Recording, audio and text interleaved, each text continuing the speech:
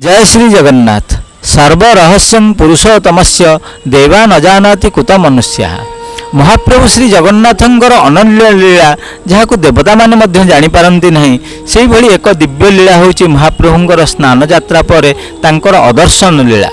महाप्रभु 15 दिन भक्त मानू दर्शन दियंती नहीं, जो स्वरूप भक्त माने वर्ष सारा दर्शन करिथांती। एवं ये 15 दिन तांकर जो अदर्शन लीला ये सत्ययुगरु ही अच्छी। एवं महाप्रभु 15 दिन कल्पना करे जाए से जराक्रांत हो जाइछंती। तेणु महाप्रभु भक्तवत्सल भक्तर ज्वर को ग्रहण करते भक्त माधव दासंकर। तेणु से समय महाप्रभु पटब्रह्म स्वरूप अधिष्ठित थांती एवं पटब्रह्म पाखे तांकर समस्त से सबू पूजा अर्चना होता है। मात्र महाप्रभु निजे दारु ब्रह्म से समय जराक्रांत होकर चिकित्सित होती कह जापे तांकर से समय गुप्त उपचार द्वारा से अर्चित होती। एवं लोक भावना जो भाव में महाप्रभु भावना करा जाए से भाव में भक्तर भावना आविर्भूत होती। मात्र यही समय भक्त माने तांकर दर्शन न पाई जिते व्याकुलित हो जाती। एकादश शताब्दी में महाप्रभु से समय निजको प्रकाशित करिसेंती भक्त अलबेंदाचार्यंकर प्रार्थना अलारनाथ स्वरूप पुरी ठारू 20 किलोमीटर दूर ब्रह्मगिरी नामक स्थान रे प्रभु अलारनाथ विराजमान अछंती।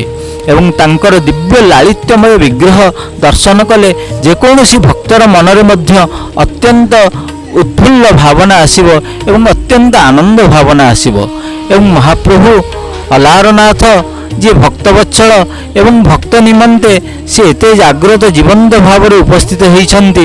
एवं ये भली दिव्य विग्रह जहाँकर भक्त पाइका खीरी खाऊ खाऊ तांकर मुखरे एवं हाथरे तप्त खीरीर चिन्ह मध्य रही जाइछि।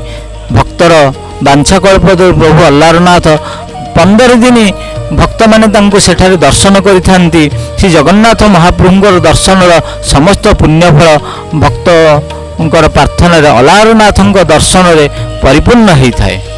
एवं अलारनाथंक पाखरे श्री चैतन्य महाप्रभु 15 दिन काल अवस्थान करुथिले एवं तांकर अलारनाथंको जो पत्थर प्रणाम करुथिले तांकर दिव्य भावर प्रवाह से पत्थर तांकर सर्वांग चिन्ह रही जाई अछि।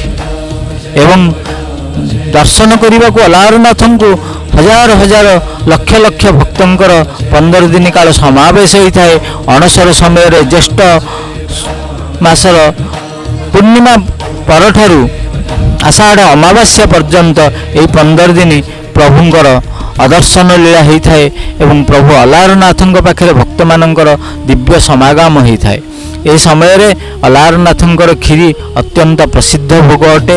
एवं भक्तवांछा कल्पतरु जेतेबेले प्रमाण अछि जे पूजारी तांकर कौनसी ग्राम को जाइछंती एवं तांकर बालुद पुत्र को कहिछंती पुआ आज जाइकिर प्रभुंकर सेवा करदेबु।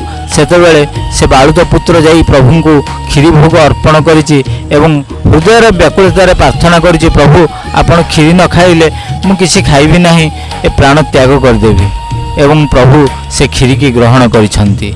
एकथा तांकर पिता जानी पारि नाहंती एवं जेतेबेले खबर पाइछंती जे पुओ मंदिर को जाउची खीरी भोग नेइकिरी मात्र फेरुची रिक्त हस्तरे, सेतेबेले से निजे यार सत्य सत्य जानिबा निमंते से सेठाकू गमन करिछंती। एवं से जेतेबेले देखुछंती जे पुओर प्रार्थना रे प्रभु निजे खीरी ग्रहण करुछंती, द्वार खोली देइछंती एवं प्रभुंक मुखरे खीरी पड़ी जाइछि। एवं से गरम खीरीर प्रभाव रे आज मध्य आमे देखुछु प्रभुंकर श्रीअंगरे से चिन्ह मान रही जाइछि। तो प्रभु जुगे जुगे प्रमाण करिछंती से भक्तवत्सल एवं से भक्त निमंते सदाबेले दिव्य स्वरूप रहिले मध्य भक्त निमंते से मर्त्य लोक लीला करुछंती। जय श्री जगन्नाथ।